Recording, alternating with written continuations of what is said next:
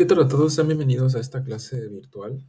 En esta clase lo que vamos a hacer es revisar todo lo que ya vimos en la clase 1, la clase teórica. Lo vamos a replicar, pero en este caso usando un software, en particular vamos a usar Python, un lenguaje de programación. Y pues vamos a revisar las fórmulas y todas las técnicas que ya vimos en la clase, pero aplicados a una manera un poco más práctica, más fácil de realizar para que en primera trabajemos con datos reales y en segunda lo hagamos de una manera sencilla y fácil de replicar. Entonces lo primero que tenemos que tener en cuenta es que todo esto lo vamos a hacer en la plataforma de nombre Google Colab. Lo único que tienen que hacer es literalmente googlear Google Colab y para poder acceder a ello tienen que tener una cuenta de Google. Entonces es todo. Es un entorno donde se va a ejecutar Python, es lo que están visualizando en la pantalla y la razón de esto es que si ustedes quisieran usar Python ya deben de saber que hay varias maneras. La manera tradicional es descargar primero el lenguaje de programación en la página oficial de Python y después descargar un entorno de desarrollo que puede ser Visual Studio, PyCharm, Spider, entre otros. En este caso, no les estoy pidiendo nada de eso, entonces el objetivo justamente de que utilicemos Google Colab es que ustedes no tengan que descargar nada, solo tienen que tener su cuenta de Google y acceder al link que yo les compartí en la plataforma. Este link les debe de mandar directamente a este notebook, se le llama cuaderno de Google Colab, y pues ya les debe de aparecer justamente lo que yo les estoy proyectando. Para que ustedes puedan editarlo, tienen que irse aquí a archivo y tienen que guardar una copia en Drive. ¿Por qué? Porque cuando ustedes acceden a este notebook, dado el link que yo les compartí, están accediendo a mi archivo. Y ese archivo, pues yo se los compartí en modo de únicamente lectura, por lo tanto no van a poder hacer nada. Por lo tanto, les digo que primero váyanse aquí a archivo, váyanse a guardar una copia en Drive y pues ahora van a tener un archivo de un notebook de Google Colab guardado en su almacenamiento de Google Drive. Entonces eso es nada más para que ustedes puedan modificarlo y pues que no tengan ningún problema. Entonces aquí vamos a tener varias cosas, vamos a ver todo lo que ya vimos previamente. Vamos a tratar de ser concisos al respecto. Pero de manera general, este entorno es un entorno que se ejecuta en la nube. Significa que todo lo que se ejecuta aquí no se está ejecutando en su computadora, sino en se les conoce como máquinas virtuales, que básicamente se le prestan a los servidores de Google en este caso, ¿no? Por ejemplo, aquí me sale que estoy conectado a una computadora de Google que tiene una memoria RAM de 12 gigas y un disco duro de 100 gigas. Pues para los fines que vamos a utilizar, eso es más que suficiente. Entonces, bueno, vamos a empezar. Primero que nada, pues para poder hacer todos los cálculos que vimos previamente, pues necesitamos información. Necesitamos tener de dónde sacar, de dónde hacer esos cálculos, de dónde es cálculos de promedio, de dónde calculo esa varianza, la volatilidad, etcétera. Entonces, lo primero que necesito son los datos. Para ello, nosotros vamos a usar una librería en Python que se llama JFinance, que viene de Yahoo Finance. Aquí pueden leer si esto les interesa, ¿no? ¿Cómo se hace? Pues en este caso ya está precargada en el entorno este. Entonces, lo único que hay que hacer es ejecutar este comando. Y este comando lo que hace es importar dicha librería. En este caso yo la estoy importando con el nombre de JF por pues términos de simplificación, ¿no? Entonces, ¿en qué nos va a interesar? Pues nosotros vamos a descargar información a través de esta librería. En este caso, vamos a imaginar que yo quiero descargar la información de todo lo que pasó con la acción de Apple desde el 1 de enero de 2024 hasta el 31 de diciembre de 2024, ¿no? O sea, básicamente voy a descargar la información histórica de Apple para todo el año 2024. Y eso lo voy a señalar con el ticker correspondiente. El ticker de Apple es AAPL. Aquí es importante esto porque si ustedes quieren descargar información de alguna empresa en particular, lo primero que tienen que hacer es buscar cuál es el ticker de esa empresa, ¿no? Solamente tienen que irse a Google y poner ticker de Tesla o ticker de Microsoft y ya les va a aparecer el ticker correspondiente y ese es el valor que nos va a servir para descargar los datos.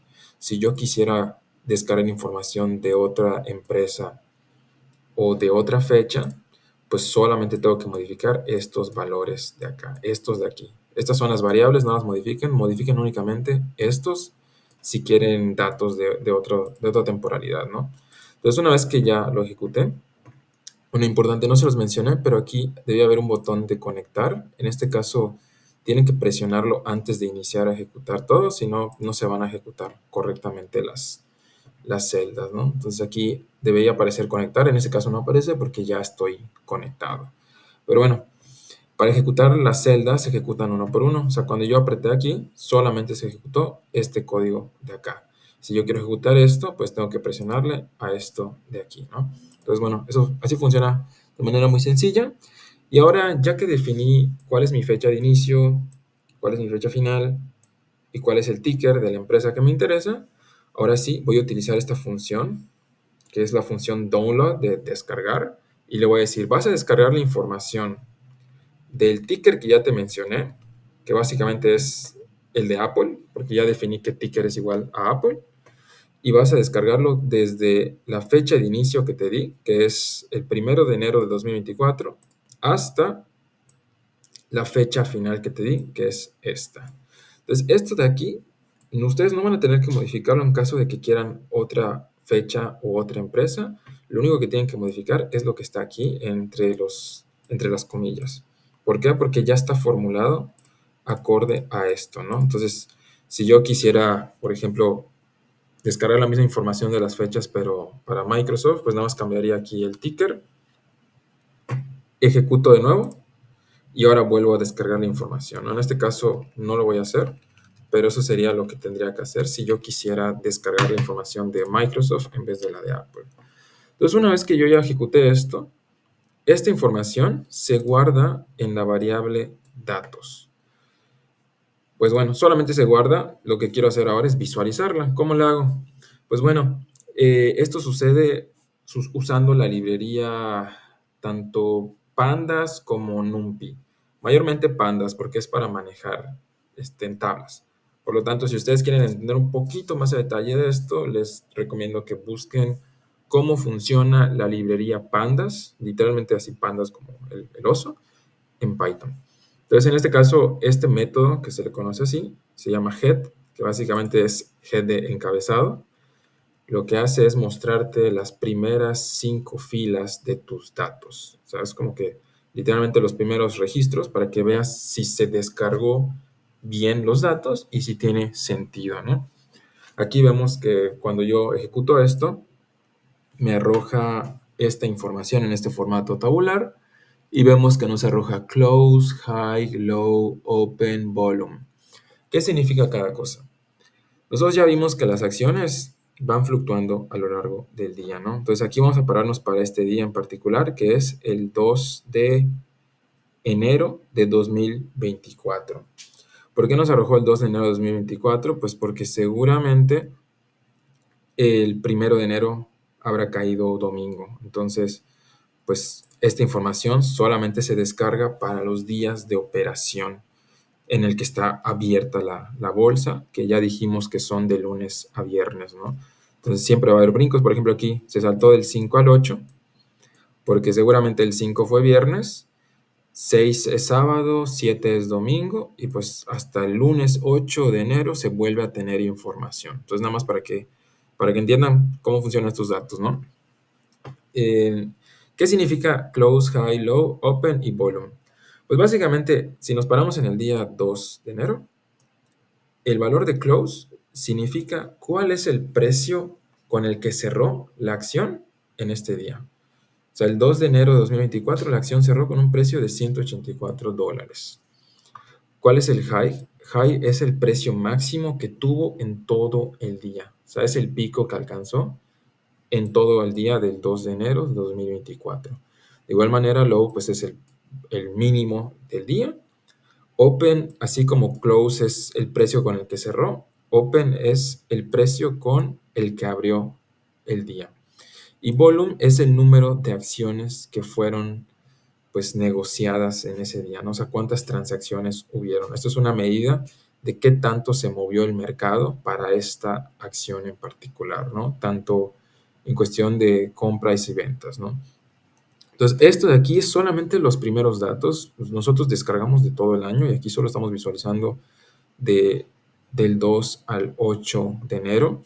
¿Por qué? Porque la función head de manera automática te da los primeros 5 valores. Si yo quisiera ver los primeros 10, tendría que poner dentro de paréntesis 10, ¿no? Si yo quisiera 20, pues tendría que poner 20 y así sucesivamente. O sea, de nuevo, para poder manejar esto adecuadamente, les recomiendo estudiar un poquito de cómo funciona la librería Pandas, ¿no? De hecho, igual hay otro método que se llama tail, que contrario a head, que es el encabezado, tail es como que los últimos datos. Entonces aquí nos muestra los últimos 5 datos, que son del 23 de diciembre al 30 de diciembre. Pero bueno, ahí solo estoy visualizando la información.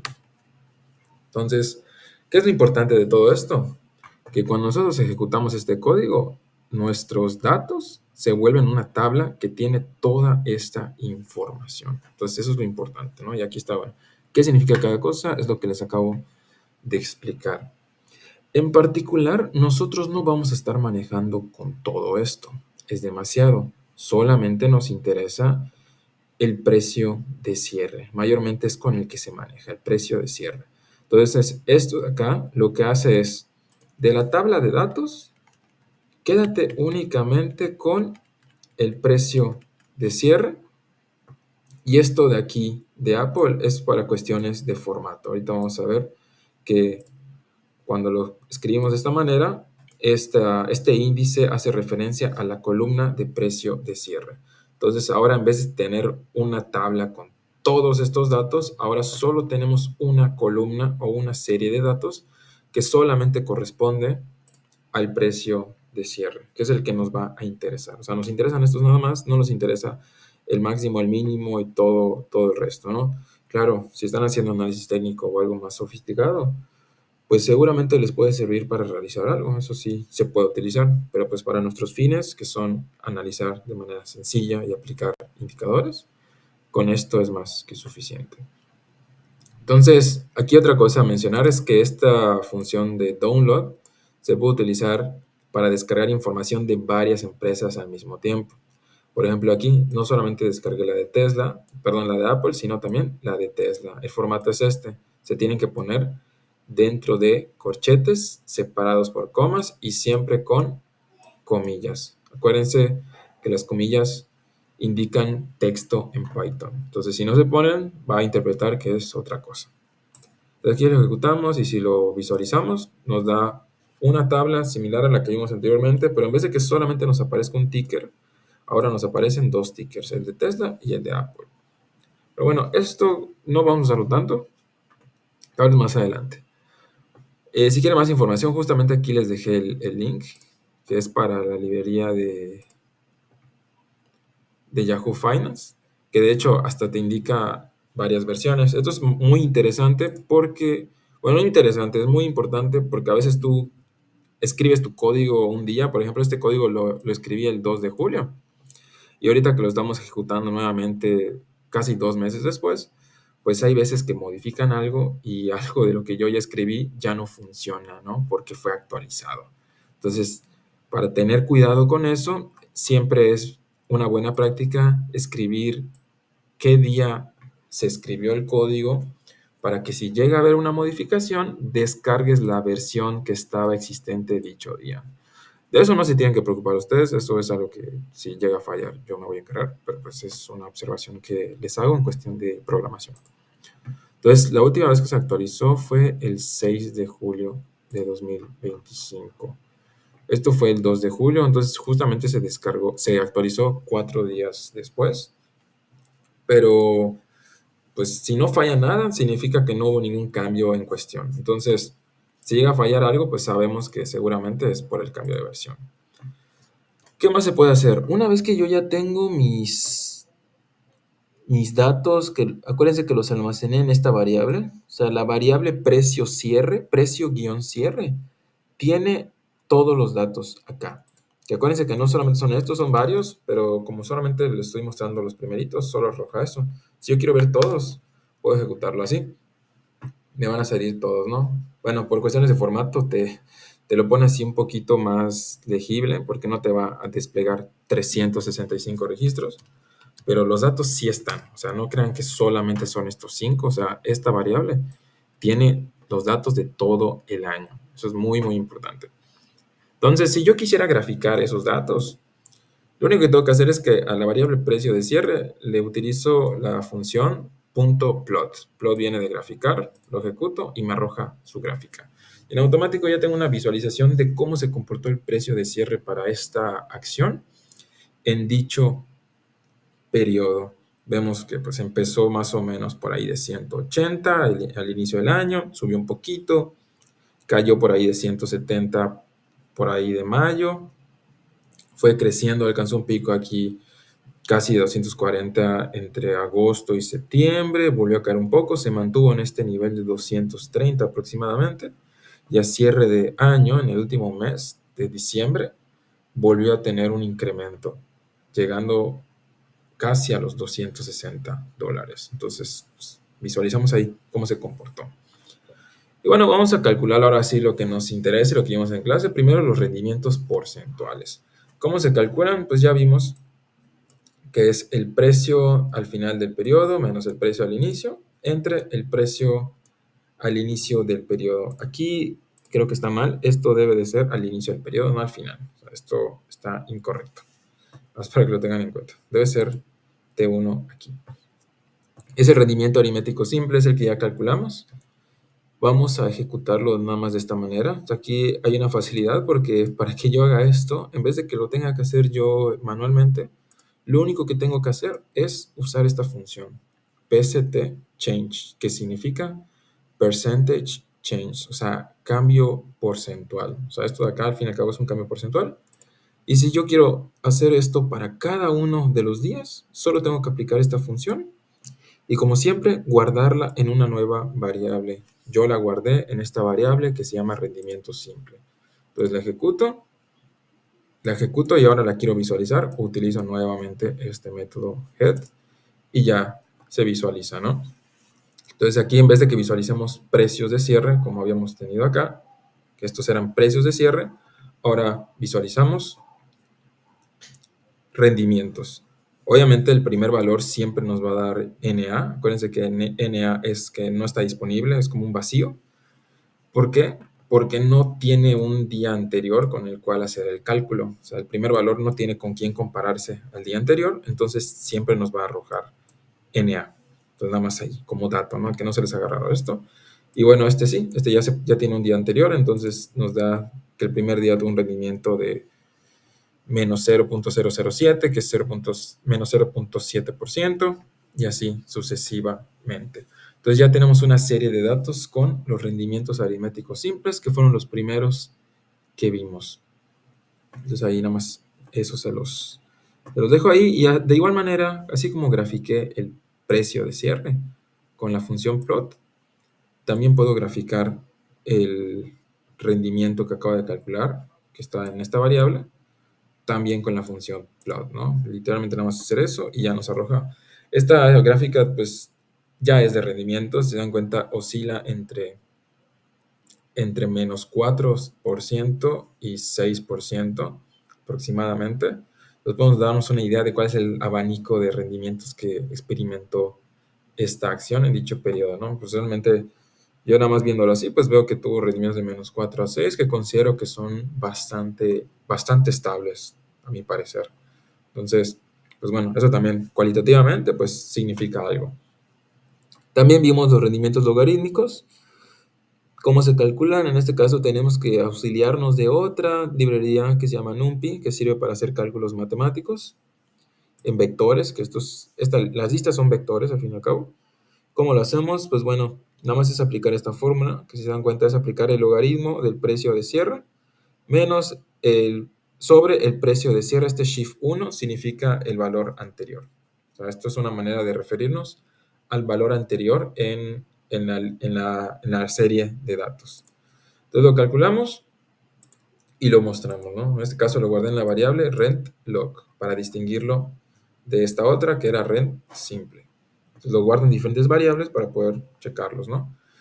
Y si nos damos cuenta, aquí también aplica que el primer valor siempre va a ser NA, por lo mismo que no tiene con quién compararse, y nos da otros rendimientos, que no tienen por qué ser los mismos que vimos anteriormente, pero normalmente son bastante cercanos. Este de acá es de menos 0.0075 y este es de menos 0.0074. No debe de haber mucha diferencia, realmente sí deben de parecerse bastante, nada más que acuérdense que estos nos interesan porque ya tienen propiedades útiles como las que se heredan justamente por usar logaritmos, que es el producto se vuelve una suma, la independencia es más común con los logaritmos de los rendimientos, etcétera. Entonces, eso es bastante útil. También los podemos visualizar, nada más usamos la función plot. Y bueno, hasta ahí ya tenemos los rendimientos. Vamos a pasar ahora a los rendimientos anualizados. Los rendimientos anualizados ya vimos que primero tenemos que tener el rendimiento del periodo. Hasta aquí tenemos una serie de rendimientos que son diarios. ¿Cómo le vamos a hacer para hallar el rendimiento del periodo? Pues bueno, aquí hay una función que tal vez pueda parecer muy complicada, pero en realidad lo único que hace es que recibe una serie de rendimientos y recibe un parámetro P, que acuérdense que lo mencionamos en clase, que este parámetro debe de ser consistente con los rendimientos que yo estoy otorgando. En este caso, la información que descargamos es diaria. Entonces, habíamos dicho que cuando sea información diaria, la P, que es la periodicidad anual, debe de ser igual a 252. Entonces, eso es lo que les debe de interesar. Si ustedes llegan a usar rendimientos mensuales, tienen que aquí aportarle P igual a 12 y así sucesivamente. Aquí está el procedimiento, realmente es justamente aplicar las fórmulas, nada más que aquí hay que tener cuidado porque pues estamos trabajando con un vector en programación, entonces hay que entender qué hace cada cosa, no tiene caso que se detengan a eso, pero bueno, lo importante es que esta función recibe una serie de rendimientos, recibe un parámetro que debe ser consistente con la serie de rendimientos que le estoy dando y me va a devolver el rendimiento anual. Eso es lo que a mí me interesa. Entonces nada más asegúrense de haberla ejecutado. Siempre tienen que ejecutar. Esto no les va a arrojar nada, nada más está definiendo la función. Y ejecuto el rendimiento anual para el rendimiento simple. Vamos a trabajar con el rendimiento simple. Entonces lo ejecuto y bueno, aquí me arroja todo esto. Esto lo pueden ignorar. Esto nada más significa que lo que estoy viendo es un flotante que es básicamente un número decimal con esta precisión. Esos son términos de métodos numéricos. Si ya vieron métodos numéricos, son términos de eso. Pero lo que nos interesa a nosotros es este valor. Este es el valor que realmente nos interesa y nos dice que el rendimiento anualizado para estos rendimientos que descargamos, que recuerden que son los rendimientos de todo el año para la acción de Apple del año 2024, nos da que el rendimiento anualizado para esos periodos, para ese periodo, es de 0.3668. Entonces ya tenemos ahí el rendimiento anualizado, es este de acá. Justamente aquí tenemos la conclusión, ¿no? Esto igual es muy importante, es observar que no es necesario haber utilizado la información del año completo. Pude haber utilizado información diaria de 6 meses. Y eso hubiese funcionado exactamente igual. Me hubiese dado otro valor, obviamente, porque estoy usando menos de información. Pero la cuestión es, ¿los rendimientos se miden de manera diaria o en qué otra periodicidad? No le puse 252 porque haya usado el año completo, sino por la periodicidad de los rendimientos. Y así como calculé el rendimiento anualizado, pues también me interesa calcular la volatilidad anualizada, ¿no? Que eso está sencilla, porque nada más es a los rendimientos, les calculo la desviación estándar. Esto de aquí que ven STD significa Standard Deviation, entonces desviación estándar. Y eso me da lo que habíamos dicho que era la volatilidad. Esto es la volatilidad, la desviación estándar. Sin embargo, acuérdense que a esa volatilidad había que multiplicarla por raíz de P. Volatilidad por raíz de P es igual a la volatilidad anualizada y ya obtengo la volatilidad anualizada. Entonces ejecuto y ya. Obtenemos que para este periodo las acciones de Apple tienen una volatilidad anualizada del 22.44%.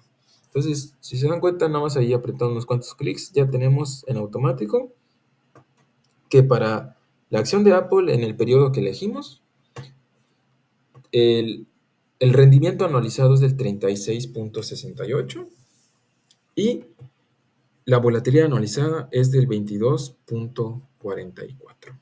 O sea, ya tengo dos datos muy importantes para Apple, ¿no? Si yo quisiera obtener esta información para otra fecha o para otra empresa, solamente tengo que irme aquí al inicio y modificar, pues aquí, si quiero cambiar la empresa, cambio esto, busco el ticker que me interesa. Si quiero cambiar la fecha de inicio, cambio acá. Y si quiero cambiar la fecha final, cambio acá. Y ya está. Es todo lo que tengo que hacer. Cambio esto, ejecuto nuevamente y ejecuto todo otra vez hasta llegar a esa parte, ¿no? Y así obtendría de manera muy rápida esos rendimientos. Entonces, pues para que vean, realmente ese es el objetivo, no es utilizar programación solo porque sí, es utilizarla para hacerlo más fácil. Igual algo que no les había comentado es que aquí en esta ventana de la izquierda está el índice. Esto nos permite, pues un libro, ¿no? Este código pues tiene títulos y subtítulos, entonces podemos navegar entre ellos. Esto nada más por términos de facilitarles el estar jugando con todo esto, ¿no? Ya les expliqué esto. Estamos ahorita en medidas de riesgo ajustado. Nos falta este pedazo de acá.